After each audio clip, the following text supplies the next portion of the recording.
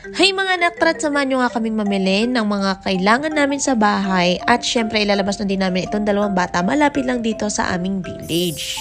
At ito nga, bago nga kami pumunta sa may Walter Mart ay nag-early dinner nga kami dito lang sa may 1C. Syempre dito kami sa may San Lorenzo at ito nga kinakainan namin ay kaibigan din namin at napakasarap guys. Lalo na yung egg salted nila at ito nga si Baby Ina ay tuwan-tuwa, maging to si Baby RG kasi nga nakalabas at nagti-thank you pa nga. At ayun nga, malayo yung aming pinag-parkingan kaya nilakad na lang muna namin. Ayun nga, pagkatapos ay nakarating na kami dito sa may grocery kung saan kami laging namimili ni Tatay Elon. Alam nyo ba, sa isang buwan ay 2 beses or 3 kami namimili. Kasi nga, syempre may 2 kaming bata at marami din kami sa loob ng bahay. Ayan nga, nag-i-stock nga kami ng mga snack. At nakita ko na nga itong mga ham dahil magpapasko na nga. Ayan, kailangan natin yan at nararamdaman ko na ang Pasko. At yan ay laging nakahanda sa ating lamesa. Ito na nga, kumuha na nga ako ng chicken nuggets at hotdog para sa mga bata. At syempre hindi rin mawawala ang palaman at kung ano-ano pa. Ayan nga, si Baby Ina ay kumukuha na at dumadampot na para sa kanila daw ni Baby RG. Ayan, nag-iipon-ipon na naman ulit ako para sa kanila.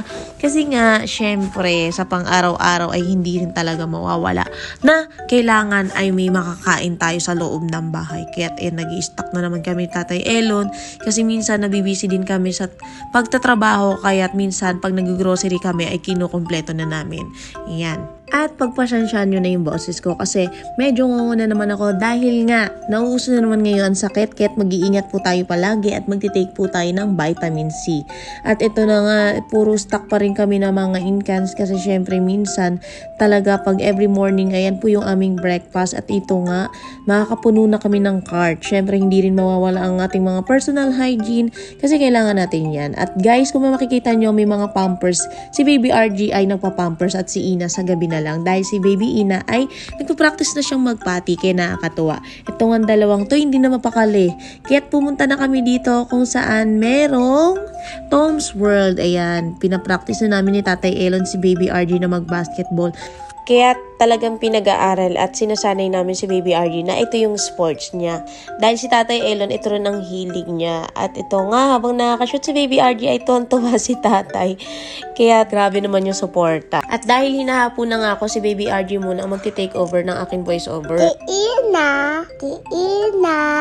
takay, lupon,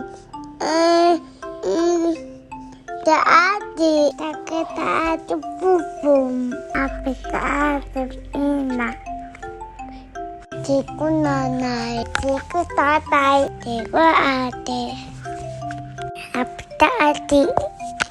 At yun na nga, ang cute-cute naman ni Baby RG mag-turnover ng aking voiceover. Kaya't itutuloy ko na to. At sobrang saya nga nila ng araw na to. Sana guys ay mag-like and follow lang po kayo sa aming page.